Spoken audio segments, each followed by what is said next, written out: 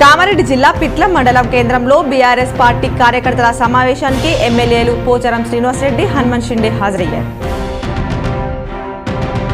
నందిపేట మండలం పరిషత్ సర్వసభ్య సమావేశంలో ZP chairman Vithalrao, Armoor MLA Paidi Rakesh Reddy పాల్గొన్నారు. బోధన్ మండలంలోని భవానీపేట్ సంఘంలలో జరిగిన కార్యక్రమాల్లో మాజీ మంత్రి బోధన్ ఎమ్మెల్యే సుదర్శన్ రెడ్డి పాల్గొన్నారు. జక్రన్పల్లి మండలం కలిగోడ్ గ్రామంలో ఎమ్మెల్యే భూపతి రెడ్డి శివాలయంలో ప్రత్యేక పూజలు చేశారు. గ్రామస్తులను ఉద్దేశించి గ్రామ సమస్యలపై ఎమ్మెల్యే మాట్లాడారు. ఈజీఎస్ నిధులు స్థానిక సంస్థలైన జెడ్పీలకు కేటాయించాలని జిల్లా కలెక్టర్ని జెడ్పీ చైర్మన్ దాదానగర్ విఠలరావు కోరారు.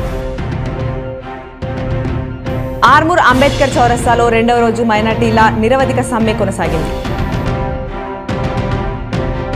నగరంలోని జీజీహెచ్ సూపరింటెండెంట్ ప్రతిమారాజ్ ఆధ్వర్యంలో ప్రభుత్వ ఆసుపత్రిలో అరుదైన శస్త్రచికిత్సలు నిర్వహించారు. ప్రగతిశీల KGBV non teaching and workers union ఆధ్వర్యంలో నాన్ టీచింగ్ వర్కర్స్ డిమాండ్లతో కూడిన క్యాలెండర్ను రెంజల్ కేజీబీవీలో ఆవిష్కరించారు. మోర్దాన్ మండలం పీఆర్టీయూ టీఎస్ డైరీని బాల్కొండ నియోజకవర్గం కాంగ్రెస్ పార్టీ ఇన్ఛార్జ్ ముత్యాల సునీల్ కుమార్ ప్రజానిలయంలో ఆవిష్కరించారు. దండిగుట్ట రెంజల్ గ్రామ పంచాయతీలో పంచాయతీ పాలకవర్గం సభ్యుల పదవీకాలం ముగియడంతో పలు గ్రామాల సర్పంచ్లను సన్మానించారు. కార్యక్రమంలో అధికారులు, ప్రజాప్రతినిధులు హాజరయ్యారు.